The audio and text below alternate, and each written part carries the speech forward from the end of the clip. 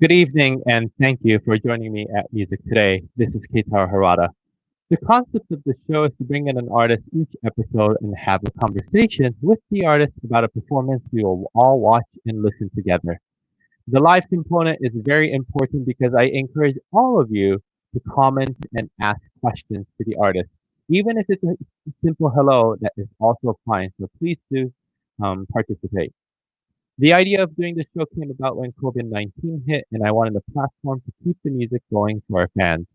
Even though we may not be able to experience live performances together right now, I wanted a place where music lovers can join easily, to converse with artists, and to see a more personal side of us. Music Today is a bilingual show.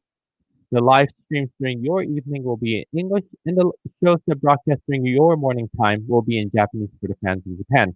If you want to improve on your Japanese skills, you're more than welcome to watch the Japanese interviews too. After the live interview, you can use the subtitle button somewhere around here to watch and listen in Japanese but read it in English.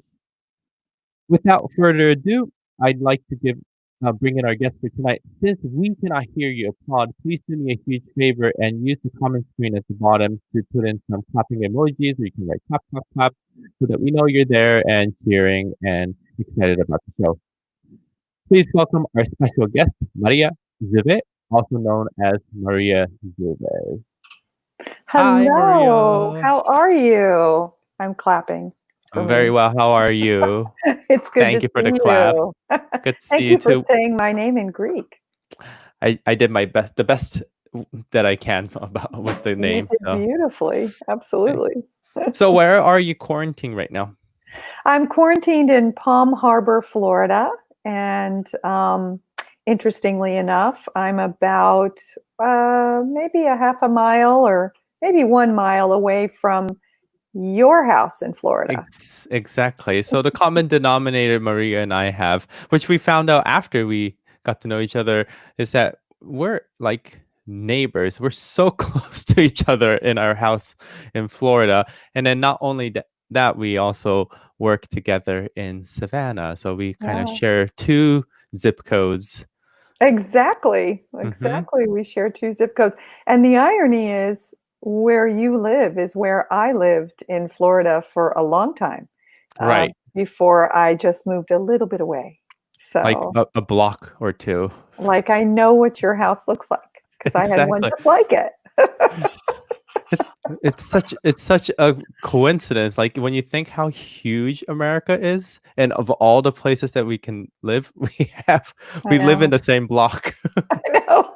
I know. Well, I don't believe in coincidences. I think that some Mm, of these things are just kind of by design. So, mm, sure, most definitely. So before we continue, we have some applause from Japan, Miss oh, Ume-san. lovely. We have Chad joining Oh, hi, us, saying Chad. hello. Hi. More hellos from Japan, Lovely. and fantastic.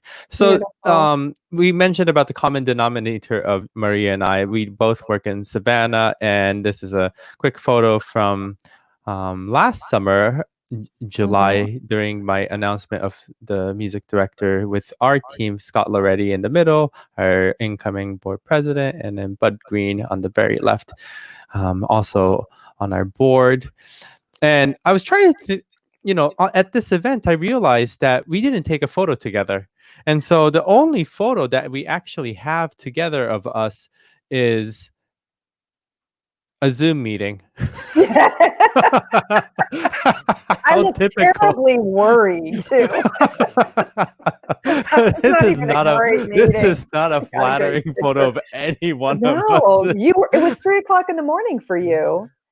And It's always like yeah, middle of midnight for me, but like the facial expression of everyone is just like, oh my god, what are we that's gonna so do about this? telling. Yeah, that was the very first meeting we had because we've been getting together as a group. All the arts organizations in Savannah has been getting together just to benchmark, and that was the first meeting. And you could tell we were all just shell shocked. Just, we were on our sixth budget, and just,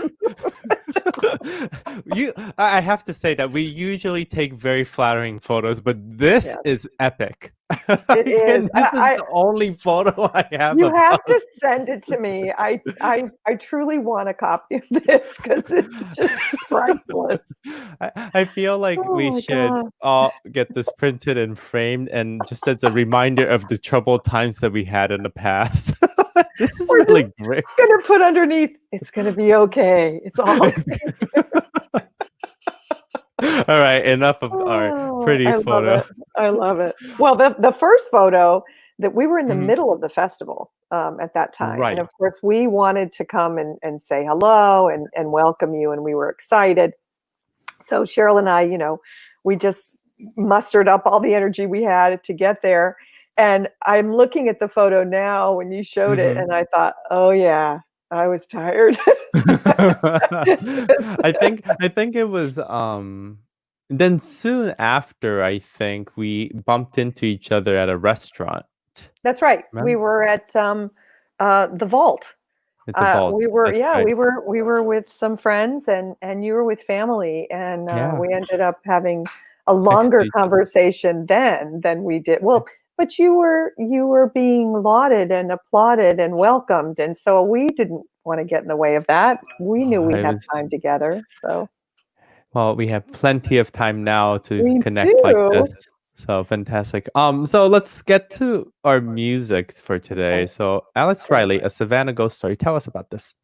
Well, it's kind of exciting because when we first went to Savannah, our programs were really just we were education and working on intensives with singers. So it was about cultivating artists.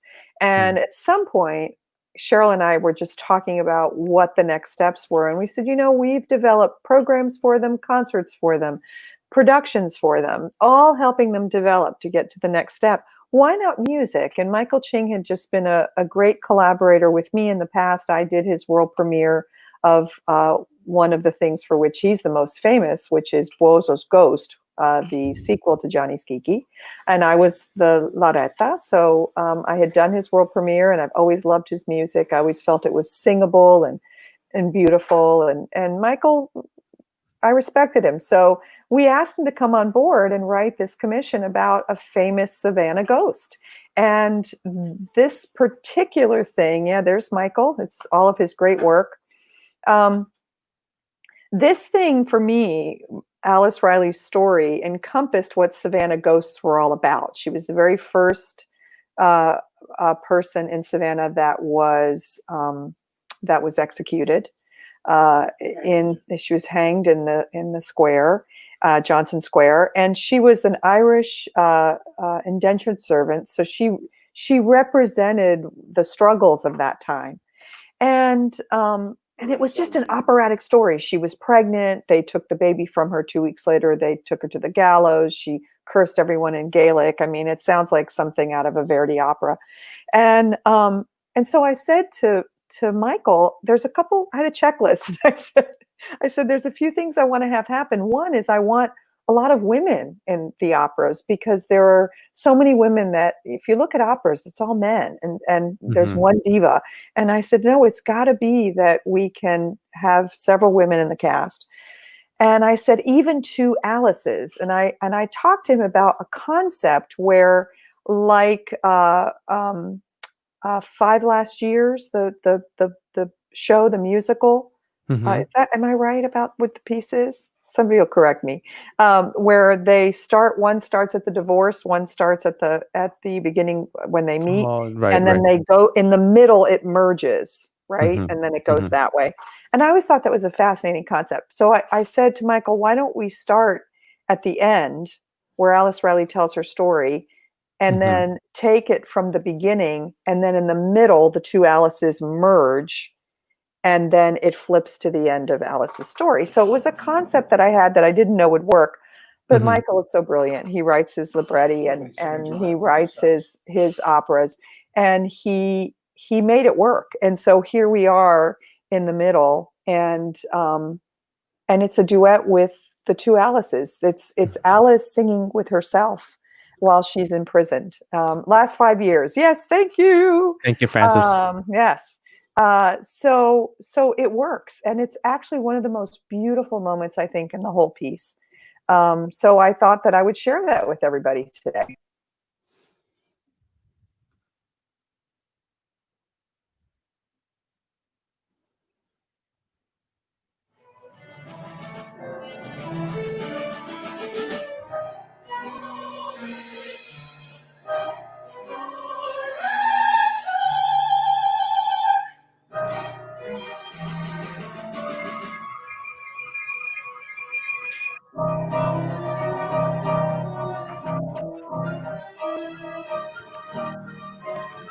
Where was this performance? This was in the Morris Center Mm-hmm. in Savannah, and it was a world premiere. So we actually used the brick in the back as part of the set, and we projected things on the brick. Oh, I see. The Yeah, super titles are at the top. that's right.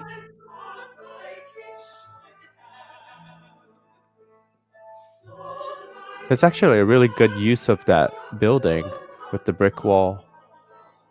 Yes, the director is Joachim Schaumburger, and he and I co-directed the piece, but he designed all of this and was so brilliant. Very minimal set that was a collaboration with some friends in Tarpon Springs, where we workshopped it. And then we put it together there, and it was a big success. How long was the composing process for Michael after the story? The initial concept was created. Not long. Michael is he has with us anyway been very fast, and I think it took him, I want to say, 6 months to put Alice together. He would send me snippets. I was picking up my son from school, and we would have conversations while I was waiting in line to get Theo. So a lot of the work that I experienced for the first time was just by myself in a car, and it was just brilliant. It was a great process. Michael is a dream to work with. So this is where she has her catharsis. I see. And there are the two Alices.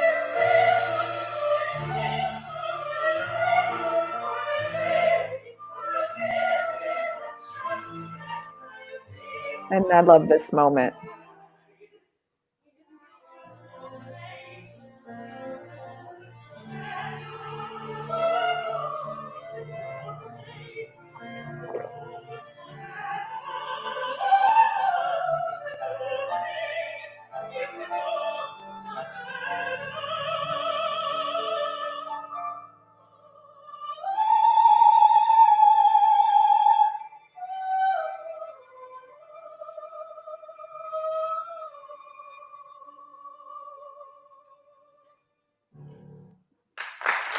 Bravo.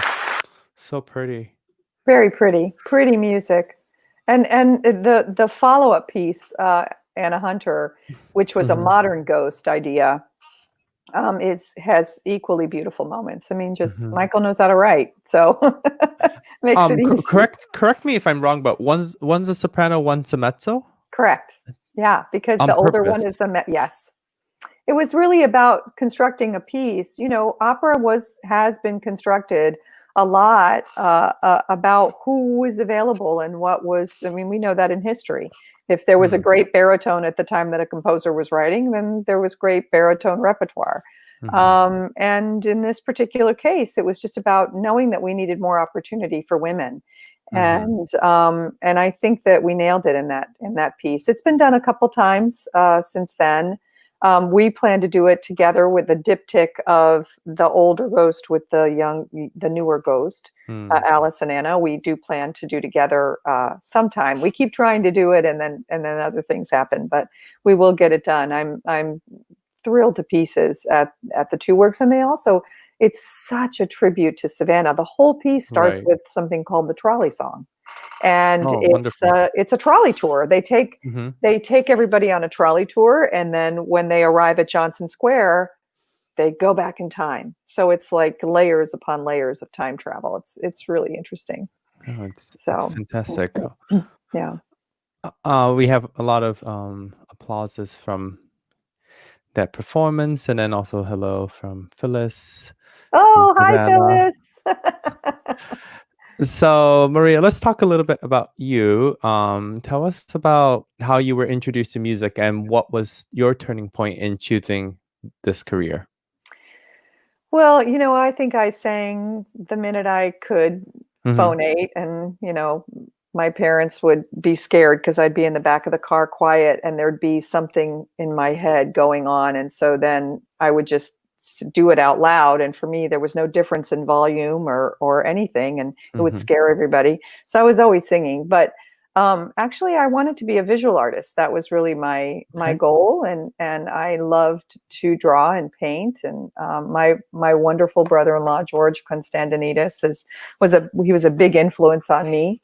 And so I really was going to go down that path, and it was my chorus teacher, as it always is. It's the educator that convinced me to move in that direction, and I just fell in love with the idea of opera, really, I think probably in my sophomore year of college, because I realized how extraordinarily complex it was. I wanted to be the next Barbara Streisand. And once I saw what was possible with Mm-hmm. opera, and my father was an actor, so I had that in me as well. Mm-hmm. It was pretty easy to go into music and to stay in it. But I was also one of those kids who had a lot of desire to be in business. I was president of Future Business Leaders of America. It's just so weird, like something you would never know about me. And so I always had this dichotomy. At home, I would sing in front of my mirror with whatever candlestick is my microphone, and then I would sit down and play a game of Office because I loved the idea of having an office. I still do. And so I combined those two finally in my singing. I always wanted to run a company. And I've been very fortunate. I've been given a lot of great opportunities to do that. So I think a turning point really for me in terms of being an arts administrator is one day when I did an audition for Baltimore Opera. Michael Harrison was the director, and God rest his soul. He passed away too young. But I sang I think pretty good audition, and he came up and eventually hired me for something. But he came up and he said, you're a good singer. Because I was with Cheryl, everybody was always a little surprised. Like, well, no, you're a good singer. And I said, yeah, but I want your job. And that I just never stopped thinking that. After that, I blurted it out. You're not supposed to say that to an intendant, right? You're not supposed to say to somebody who's trying to hire you as a singer that you don't want to be a singer, you want to run a company. But it came out of my mouth, and as it did, I just thought, yeah, that's what I want to do. So I do it on my terms, which is great. I love the initiatives that we run, and I love that it's part of education. I love that that's a big part of what we do. And I love that Savannah is the scale of how we want to do it.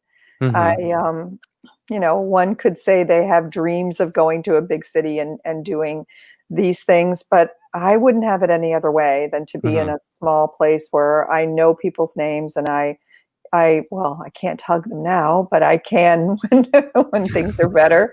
Virtual hugs. Virtual. But I just, to me, that's really what it's all about, is we impact our art. Our art impacts people one person at a time. And I believe that. And sometimes when you are doing things on a large scale, you can't know that feeling. You know it's happening, and intellectually you know it's happening, but you can't experience it. In this situation, in a smaller situation like we have, you and I, it's a big little city, and we can see viscerally the impact that the music we make has on a city, and that's a gift. It is a gift for sure. Yeah. Wonderful. Before we go on to our next section, some hellos from Naomi Cohen. Hi, Naomi. Yes, wonderful opera mom in our organization. Wonderful. As you know, you've produced so many productions in the past as an arts administrator. You've performed so much. do you have a memorable performance that you would like to share? Yeah, I mean, this is an interesting story because it has nothing to do with opera. Okay. I, in the beginning of my career, I sang professionally. Mm-hmm. Not a lot, not a long time, but enough to taste it, to feel it, to be busy, and some on my own, but a lot with Cheryl. Mm-hmm. We did many productions together, and we used to do concerts together, and it was a lot of fun. And we had a set amount of things we could do. Now, I was a young lyric ingenue soprano, and Cheryl was Cheryl, so there wasn't a whole lot of repertoire we could do together because I didn't sing big bombing, soprano stuff. But we had a little set of things, and we were asked to do a fundraiser to save the planetarium in New York Okay. City by Tony Randall, who was a very good friend of ours. And Tony actually did teach for our organization in the very beginnings. 20 years ago, when we started Voice Experience, Tony was Wow. one of our first master class givers at Walt Disney World, of all places. Okay. But anyway, Tony had asked us to do this concert, and we went and we did our little bag of tricks that we had. Mm-hmm. And one of them always included me doing a piece that I've sung since I was 11 years old, and Mm-hmm. that's Over the Rainbow, Harold Okay. Arlen's great piece from Wizard of Oz. And I was really nervous because I knew that Tony and Judy Garland, and Mm-hmm. she's, of course, the one that made it the most famous. I Mm-hmm. knew they were friends. I knew he had had a relationship with her, and I knew that he would have an opinion about my rainbow. Of course. And, Tony was never shy. And there he is. There's our tone. That was in 2000. Yeah, we were just starting. That's in the Odyssey at Epcot. I recognize the stained glass in the background, and some of our singers there. So Tony, I finished singing, and I've done it a million times. So automatic pilot, I was okay with my nerves, but I was pretty nervous. Mm-hmm. Comes walking up to me, and I thought, oh, here it comes. And I'm telling myself, you can take it, Maria, whatever he says, you can take it. And I noticed that his eyes were glistening, and he didn't say much, but what he said, I'll never forget. He just looked at me as a tear streamed down his face, and he said, Judy would have been proud. And I thought, well, that's it. I'm done. I don't have to sing anymore the rest of my life. You've done your performance. The It's performance okay, that you needed to. Yeah, the legacy of that, just that moment of legacy. And that's really what we're all about. We're about legacy. So having a husband like Cheryl Milnes, and having all the friends that he has, like Tony Randall and some of the great artists in the operatic world. It's been so exciting for me to be part of it all.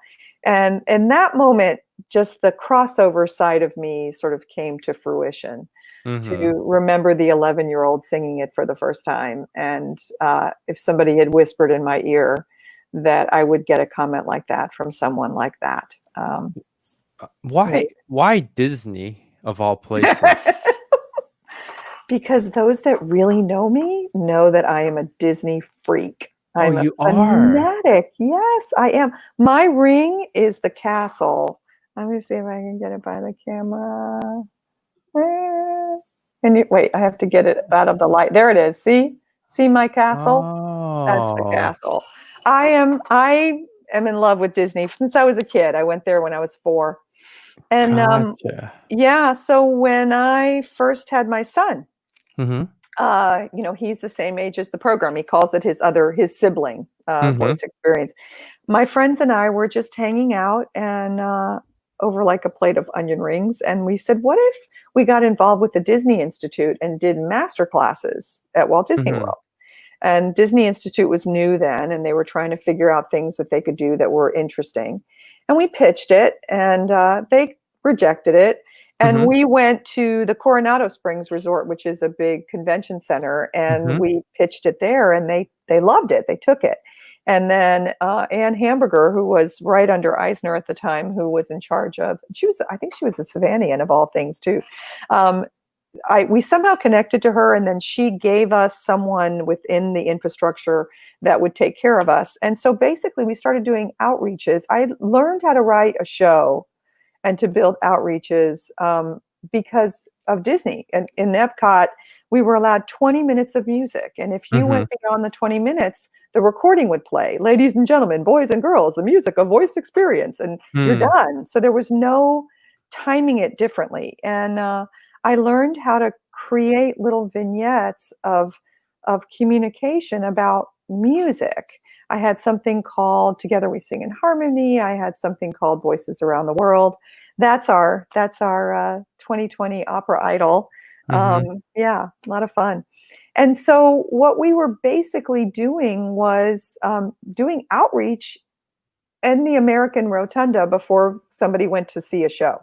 I see. And it just evolved until we just had this really beautiful relationship with the organization and the people. We literally held our workshops backstage at Epcot in the trailers, in the Magic Music Day trailers, and then we would perform around property, and had great, just a great time doing it. And then, of course, it became cost prohibitive. It just, Disney got more and more expensive, and it was bigger, and a lot was going on, and you can't ask somebody to, pay for a program when basically you're paying for how expensive it is. Right. So we had to leave, but we're back. We actually do a smaller program there every summer that's called the Florida Voice Project. And so for you as a Disney fanatic, you were having a blast at Disney with Tony Randall during your first year. Yes. And Disney loved it. They loved that I brought this very famous guy, even though he hated Disney. So Really? Yeah, he really was not a fan of the whole concept. No. But at the same time, here's Florida Voice Project. At the same time, he enjoyed the process. He did a master class with our singers he lived in opera his whole life. He loved opera. But I remember in the first moment that he worked with the singer, she had prepared herself appropriately, and he looked at her. She did the ballatella from Pagliacci, and he said, "So what's your character?" And she said, "I'm Nedda, and I'm singing this song my mother taught me." And he said, "And what's her last name?" And she said, "Well, Mr. Randall, she doesn't have a last name in the score." He goes, "Oh, but she has a last name. Have you thought about Nedda's last name?" And I thought, yeah, we don't talk that way in opera, and we need to. So, this was 20 years ago. So it was just very interesting because he brought to it just something fresh and wonderful. And that's when I kind of figured out that singers they need an opportunity to work with everybody, not just people in our industry. So I've never thought about Nedda's last name, and I just did that opera in January in North Carolina. There you go. Carl Tanner was, we were doing the production together, and he was on the show last week. I should ask Carl. I should ask him what Nedda's last name is. I don't think that exists. I think it's just that you have to know in your mind, in your character development. Of course. I don't think it exists, but I know that he'll make something up. He'll make something up that will be like, oh yeah, that makes sense. I don't know. I've never thought about what I would call her. Something like Giovinetti or something. Something right, very, very Italian. Yeah. So I don't know. Well, let's transition our conversation to Savannah, which is the Savannah Voice Festival. Tell us about this organization and what you do with them. Well, it evolved out of Voice Experience. So we brought Voice Experience to the city through actually Georgia Southern. We started there, and we had met some wonderful people along the way who were very key to building it. And then at some point I said, we have to figure out what this is. And it was through the leadership in Savannah, some wonderful people who just basically said, you have a festival. I mean, this is what you, in essence, have. and you need to call it what it is because Savannah is based on the festival framework. Joe Marinelli of Visit Savannah actually sent an email that listed all the festivals in Savannah, and it was like this long. And he said, see, right there, Savannah Voice Festival. And that was kind of it. So we're in our 8th season. And what's so awesome about it is the multiple layers that we're able to build upon using the whole educational platform. So we have kids who are pre-college, we call it Camp Voice, that are prepping for college and needing to learn more about what they need to be prepared. We have our intensive, the voice studio, which is very much the backbone of the organization. And then we have the festival artists, and those fest artists work so hard in the 36 events that we have. They're constantly singing and learning and creating shows with me. And then for the operas, we might bring in some guest artists to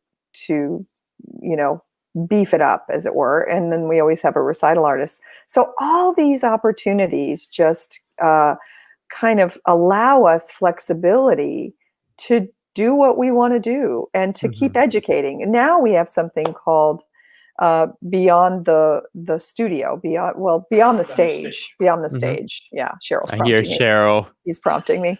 Beyond the stage allows us to take everyone else that is part of the whole performance of opera, because opera has so many moving parts, and nurture them and create a mentorship program from them. So we've had production beyond the stage, conductors, administrators, all of that. So it's very exciting. And now this summer, because we've gone virtual, we have a beautiful group of Beyond the Stage. I guess they're artists, but Georgia Tech graduates in music technology. And so these are young video editors that are going to be working with us in the summer to practice their new craft and put together the 500 minutes we have to put together for this season. It's 500 minutes. Okay. Wow, that's a lot of hours to put together. It's incredible. Yeah, it is. I feel like Mr. Cheryl wants to join because I keep hearing him. We can hear you, Cheryl. So, you want to join in, or are you? You want to say hi? Does he want to continue to be voice of God? Gallery. Yeah, he's the VOG. Exactly. You're the voice of God. I'm the VOG, right? Yeah, yes, we're calling you the voice of God. We all hear you. So you might as well say hi. Oh, there he is. Hi Cheryl. Hi. How are you? You got sound on your. But we can hear you over there. So watch what you say. Be careful. Be careful. We can hear all of your grumblings. I tease him. I tell him he's the Muppet guy in the balcony, the two old Muppet guys. That's Cheryl. So Maria, tell us about this photo that we have here. Okay, so this is Anna Hunter. And this is the second commission that we did with Michael. Michael's down at the bottom, looking up. And the whole idea was, like we said, a modern ghost. And Anna Hunter was part of the 7 women and the historic Savannah Foundation. I was just working with them this week. They really created the formula that saved so many of the historic houses that we know and love today in Savannah from being razed. And so it was a labor of love to put this together, and the house itself became the set for the opera. So we did awesome. 7 and 8 performances in a week for only 40 to 60 people. And it started out in the garden and in the Davenport house. You come into the gift shop, and Anna is a ghost, and she sees all these souvenirs and sings a song called Souvenirs. And it's about a docent who can't get the story right. So Anna has to knock her over the head, take her back in time, and really tell her firsthand the story of the Davenports and why this house was so extraordinary. So this particular opera was the first time I've ever done an opera on location like this. So logistically, it had its challenges, but it was thrilling. And I was very fortunate that Michael asked me to be Anna Hunter. So that's me in red. And then we had Emily Ryder as our Louise, the docent. And that's upstairs in one of the bedrooms. So it was, and the Davenport house, I mean, they're like family. They are amazing people and have really they're just great collaborators. And to have a museum like that is really, really fabulous. Well, so it's wonderful. And then this is actually up in the attic where this was the slave chambers, and they've kept it very much intact. It's a really interesting feeling when you go up there. And Cortina was the huckster in the city market. She represented the city market and how the city market was going to be torn down. And so those are her peas that she was shucking. And at some point she threw them up in the air. It was just so beautiful. And this 2 years ago is our Hansel and Gretel. So this was actually a collaboration that we do with Garrison School and with Chatham County. I see. So the children designed the sets. Oh, cool. And then they sang in the show as well. So we did a summer camp workshop with them, and then they were able to design it.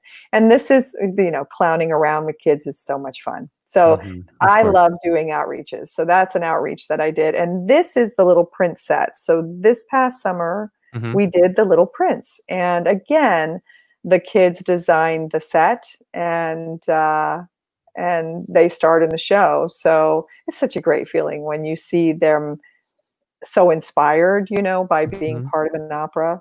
And then this year, Michael is doing his third commission with us. And this is a sequel to Cenerentola, Cinderella. And that's a royal feast. So the children actually, as soon as we ended up having to close down, we were supposed to go out into the schools and do outreaches. So Michael and Chad got right into virtual studios, and they started composing. And I think they had 9 compositional outreaches in Zoom. And that's what you're seeing, some of the kids. Eventually we ended up that they didn't show their faces to compose. They were less shy. So, I see. But they got some wonderful things done. In fact, there's a great piece that they composed. So, yeah. So, Tell us a little bit about Voiceogram. Oh, sure. So Voiceogram is another little initiative that we're doing this summer. You know how you can go online and insert somebody's name, and then Donny Osmond pops up and sings for your birthday, or Dolly Parton, or so we thought, well, we love to call people and sing to them on their birthday, or send them a birthday greeting, where we're singing. Why not make it something, a little more formal? So a Voiceogram is the ability for anyone to go, it hasn't quite launched on the website, but it will. You just go on the website and you just, fill out a form, and then we send off a birthday greeting or a get well or something to somebody in honor of someone else. So when's your birthday? February, so it's a little bit past, but we'll have to remember it. Where we could. I'll think of a good celebration. What's amazing is that, Maria, what you've done with the festival is gone virtually very quickly in this once this pandemic started, and so comfortably too. As I see the activities online and what the conversations that we had. Tell us a little bit about what's going on in this photo. You see the look on my face? Yes. I'm staging. This is a parody. We're doing Broadway parody night. It'll be a lot of fun. So this is a parody about Fugue for Tin Horns. They're supposed to be doing their racing cards and looking at the racing stats. And I got a horse right here. But this is instead they're talking about internet and how one of them posts on Facebook, one Instagram, etc. So these are our three singers in rehearsal. So that's Chad Sanka and Peter Lake and Nan Kin.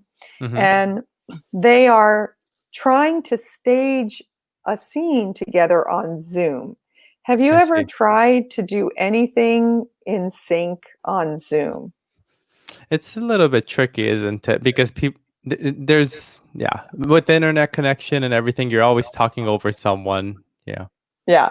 And there's a delay. So there's no such thing as rehearsal. You can't even sing happy birthday together on Zoom. Right. It doesn't work. So we figured it out, but the idea is that they will rehearse in a Zoom call like this, and then they will make their own videos alone, knowing what they're supposed to do. I screenshot it so they know what it's supposed to look like. And then they will record on their own with the same accompaniment that their other colleagues are using. I see. And then our editor will sync it all up and make it all pretty on a screen so that you have a full scene. And musically, hopefully, it all lines up.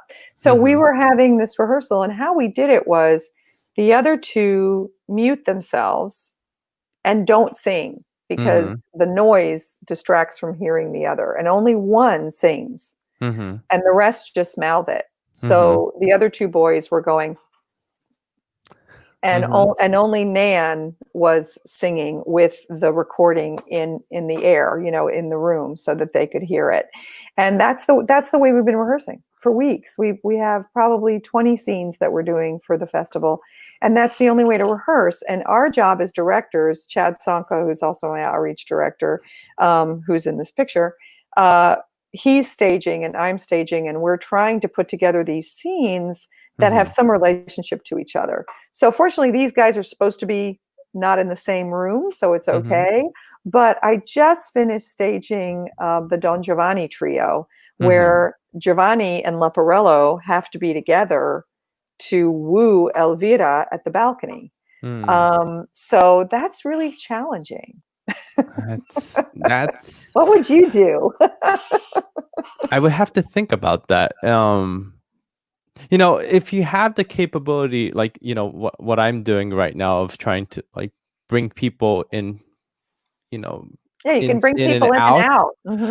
It works in one way, but the syncing is a big problem. It is. So yeah. I use a system where I can do that, and then the maximum amount of people I can have here is 6 people, 6 guests. So I've done a big guest feature on Music Today, but it just takes a lot of coordination and making sure it functions. I think we saw many of those during graduation week, where a lot of the colleges and high schools were doing virtual graduation. And the kids' name and the photos didn't really match up, but we're all trying to figure this out all at the same time. So it's tricky. It is tricky. Yeah. Now there's a little trick that we use that we've learned from choruses that put these things together. And it's the simplicity of an audio cue, a tone. So what we do is we insert a tone at the beginning of the accompaniment that's being made. And then the singer has to have the tone in their recording, but not the accompaniment, just the tone. So you do a lot of this. You have it and you play the tone. I'm recording, and then I put it in here right before the accompaniment starts. So you have to give about 15 to 20 second lag time, put it in your ear, and then sing to it. And so we have a lot of videos that are unedited yet that have a lot of this going on. And several of them are for me. So because you have to get the tone. Of course. It's so complicated. And it is complicated. I've had to explain it over and over again. And then you'll have an artist that won't quite get it because it's hard to conceptualize. And I'll get the recording in and there's no tone. I go, where's the tone? Well, I heard the tone. Yeah, but we have to hear the tone. Otherwise, we can't line you up. We can't sync it. Yeah. But the syncing is very difficult. Yeah. Yeah. You know what we do in orchestras? We just, for virtual performances, we just clap. Like we clap, and then it all syncs together. But of course, we're on a click, so we're clapping at the the timing that it is telling us. Let's talk about Old Mother Hubbard. Tell us. Cute. Well, the whole festival is going to run like a variety show every night. There's no such thing as our normal concert situation. Normally in a concert, everyone shows up, they sit down, we have a theme to the night most likely, or they're actually watching a set show like an opera, or we did Forever Plaid last year. So what we decided was to have about 45 minutes of just interesting segments of music, whether it be a slideshow or a personal experience from a singer, or we have a hand washing segment, which is fun. A lot of people are doing it. And this is one of your more traditional things that we're going to be doing. So I wanted to show that today, and thank you for featuring it. So again, Chad Sonka, this is the Chad Sonka show. So Chad and Justin Havard did a 2-camera shoot. So it's everything's being filmed on smartphones for this festival. So it's a festival by smartphone. So this is 2 smartphones, one in one area focusing on the pianist and one focusing on the singer. And so what we did is we edited it up so that we played with camera techniques to make a show. So this where was this taken? This was in a theater of a school where Justin teaches, and it was obviously very quiet. There was nobody there, so they were able to. And I love the theater, so I told them to turn it around so the theater would be the backdrop rather than the back of the stage. That's actually wonderful. And then what a fancy school to have a Fazioli piano. Oh my goodness! Like. I particularly liked that. When I saw that today, I thought, oh, I know that Kay's going to say something. And you did. What? Well, you did. The amount, it's incredibly difficult to get a Fazioli.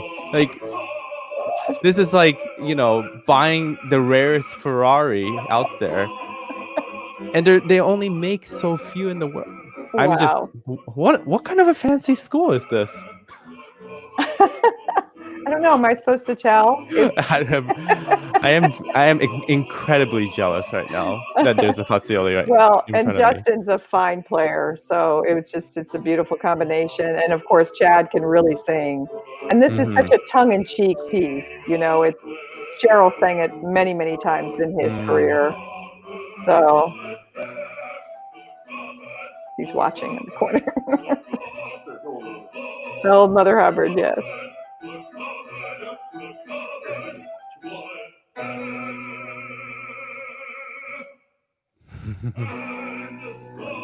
I love the camera work. So just having that 2-camera shoot allows us a little flexibility in play. Yes. And I think, we're at the beginning of the pandemic, we were getting used to the flat screen and no camera action, but that got pretty old very quickly. Oh, I love the applause. With the kids. Yeah. That's awesome. So I must confess, I edited that myself, but we are putting most of this in the hands of, pros. It's not all going to be, but I wanted to take a stab at it. So I think it turned out pretty good. So it'll be things like that people can enjoy, and they'll move very quickly. I always say, in my shows, because I love to direct variety shows like that. And I always say, if you don't like something, just hang on, because we're going to do something completely different right when that's over. And it's the same with our virtual. Our formatting's not really going to change that much. It's just that we have to be a little more creative with the visuals. And like any musical situation, there's always a push and pull, right? So as a director, you're always creating tension and releasing it. So this is very different because what you're actually doing is more visual. And so you have to visually create tension and release it rather than do it with the music or the action. Yeah, So definitely. it's just a way different way of looking at the way that you create, but a wonderful one. And like I said, I was going to be a visual artist. So for me, I'm exercising a muscle I haven't in a long time, and it's kind of fun. We're all adapting to what That's is right. the new normal. A lot of applause from everyone. Hellos from Hillary, and then Hi, Hillary. from our earlier photo of our Zoom, Joe saying Hey, that it was Joe. thanks, Joe. Um, and then other people are commenting about the Fazioli at the school. Like, I know, awesome, what, right? what? What, That what? Yeah. yeah, I'm just kind of in But awe it's and so in funny shock. because I really, truly, as I was watching it before I sent it to you, and it was right in focus. I'm like, okay, sending it off. Kay's gonna say something about the He's piano. gonna Of say course I did. something. It's school, like Steinway, Yamaha. What? Fazioli? I'm just You okay. never know. You just never know. You just never know. Okay, so with all of our guests, all of my guests, because I'm the only one hosting on music today. I'm still in Fazioli land.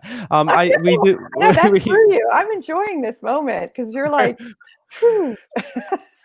we talk about current affairs, and of course the first question I would love to ask you is that tell us how Black Lives Matter means to you and how it influences your musical activities. Well, I mean, that's a big question. And it's one that, you have to answer kind of with a pure heart. Mm-hmm.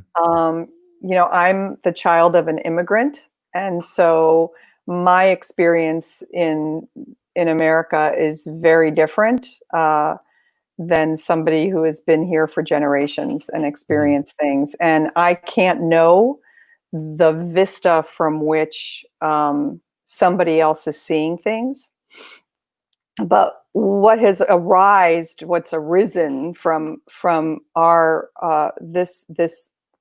this thing that's happening in America, the vibrations that are happening, where the Black community is asking to be heard and tired and just exploding into this and all of the travesties that have happened.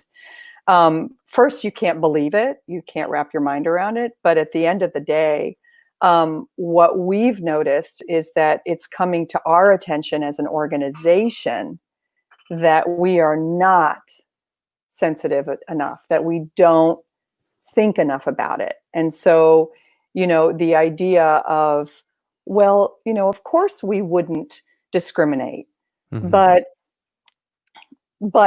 are we really thinking about it? Are we really being careful? Are we really looking at people with eyes that see them, of who they are, what color they are, where they come from, what their needs are? And I feel like we could do so much better. I mean, it has been brought to our attention in a very strong way that we can do better as an organization. And I'm glad that it has, because it's enabled me to really take a look at it. So like with virtual, with when COVID hit, we activated. With this, we activated very quickly. We had to soul search within and without. And we had to gather people that we trusted to have this conversation, because it's a hard conversation to have. And honestly say, are we doing the right thing? What have we done in the past that may have hurt others without knowing? And that's always hard to face. And we were lucky that we had a great panel of people: Denise Graves, some wonderful African-American artists, a lot of people in the community. We all kind of gathered together, and we're going to be meeting again very soon to talk about diversity and sensitivity within our infrastructure. And at the end of the day, it's really not just about that. It's about, are we doing right by every artist?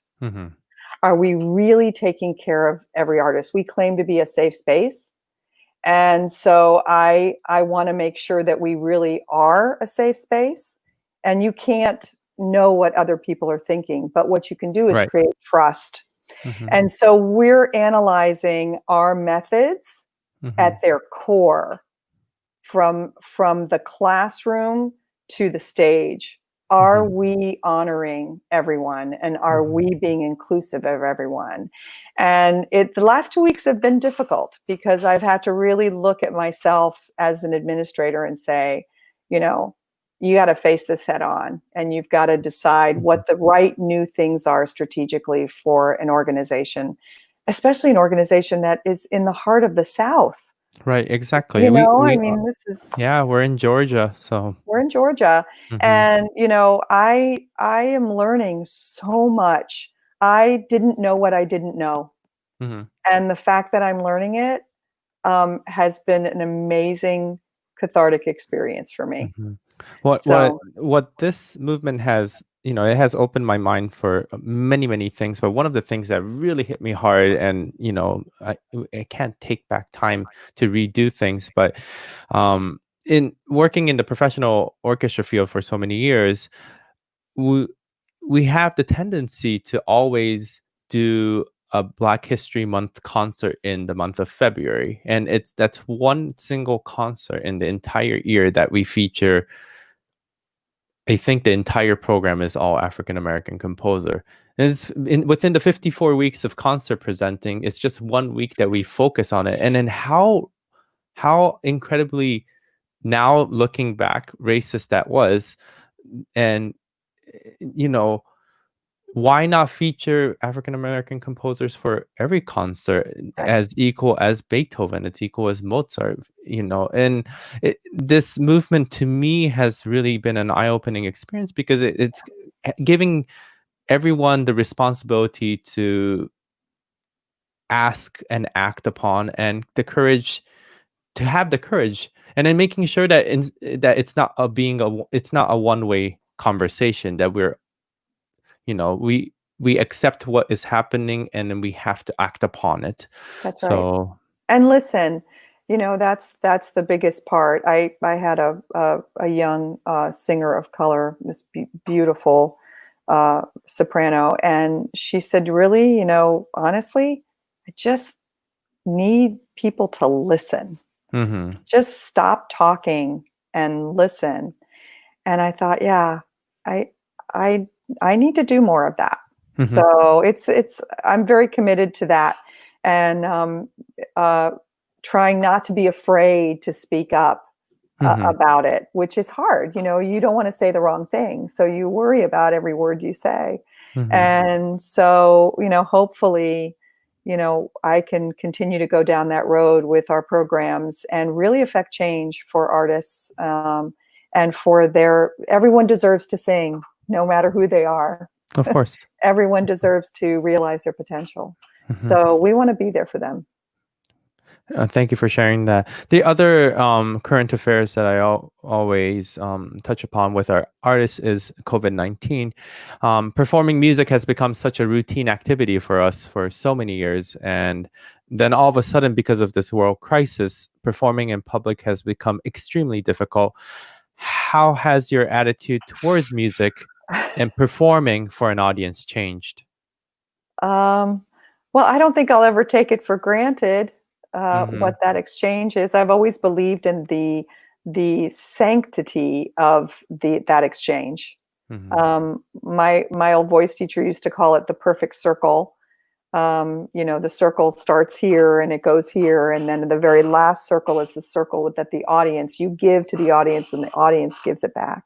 And there's always a dialogue between the audience and us that we can't have in this situation. I mean, we can see applause and wonderful things from people coming back at you, but it's really very passive. And to not have that for the singers is it's so hard. They are literally making art in their living room with a ring light on and their smartphone and something in their ear with the piano playing. That's a warped version of art, but they're so grateful to have it. They're so grateful to have the opportunity to do that. So it's sort of through the looking glass, I think, the way that we are making our art now. And I keep going to the moment of when I finally am hit by the concept that I'm in a theater with patrons and with artists all together for the first time. When it hits me, I know I will have to have tissues. I know I will cry because I miss it so much. So much. Yeah. I'm talking to you from Tokyo, where the emergency has been lifted, and then I actually conduct my first concert today after this interview. So exciting. And it's not for an audience, but then another orchestra yesterday did a concert with an audience. So I'm conducting my first concert with an audience next week in Japan, with 50% capacity. And I like you said, we've taken it for granted that we've had audiences all the time. We've never really thought about it, No, there's always been an audience. Why wouldn't we? Yeah. And for that to disappear is just, it's just, I can't really put it into words, but awful feeling, just awful. It's an awful feeling, and and yet at the end of the day, there are so many little alters everywhere about it. There's so many things that make us see our art differently. There's so much exploration that in that way, it's almost like a gift. I hate to say it that way, but there is a little bit of a, to be able to look inside it that way is, I don't think we're ever going to be the same again. I really don't. And I don't think that any of our artists will sing on the stage again without appreciating what that feels like. And what I hope and pray is that enough of them can stick it out so that they're there when it's over. Because I really fear, and I'm sure you've thought about this too as the musical director, I fear that when this is over, there will be less of us ready to go because they had no choice but to move on to feed their family or to pay the rent. Yeah. And that's a sad thought. We have to keep supporting this, and we have to keep being there for everybody. That's, in a way, that's why I activated so fast, because I felt driven to do something so that the artists that were sitting there scared and alone had something to do. Right. We got to keep making music. What is it? I know why a caged bird sings. Is that the Maya Angelou phrase? I mean, we can't, we're like, right now we're feeling like this, and we need to have an outlet. And so I think I want to encourage all of our colleagues to keep creating. Don't think it's passé to, we'll do another live stream or not. No, keep doing it. Keep creating, even if it's just for yourself, because it keeps that muscle exercised. Yeah, it's the same with us at Savannah Philharmonic too. We have a weekly virtual interview thing going on. I started this, which I'm doing twice a day, Good. in the US and in Japan. And it's just, I need an outlet, and this has been the perfect way for me to go about doing it. I want to make sure our fans and viewers know where to find you on social media. I'm going to share your Instagram page, which is at Savannah Voice Festival. Wonderful videos and photos from the festival that's there's on there. Lots there, a lot of content there. And also your homepage that I showed earlier, which is savannahvoicefestival.org. So please take a look. Maria, thank you so much for your time today. Fabulous. When are we're going to work together? We have lots of work to do together. I know we have a lot of work to do. When this is all over, we just, yes, we'll do it. We should go on a walk soon because we live so close to each other. I know. I'm excited about that. I can't play tennis though, so it's okay. We could just go for a lovely walk around our neighborhood. But for our viewer, thank you so much for watching, and please tune in again. And Maria, thank you, and please be safe. Thank you for having me. Goodbye, everybody. Right, have a good night. Thank you for listening. Bye-bye. Thank you for watching. Please remember to subscribe, like, and share this video. ありがとうございました。チャンネル登録、いいね、そしてこのビデオをぜひシェアしてください。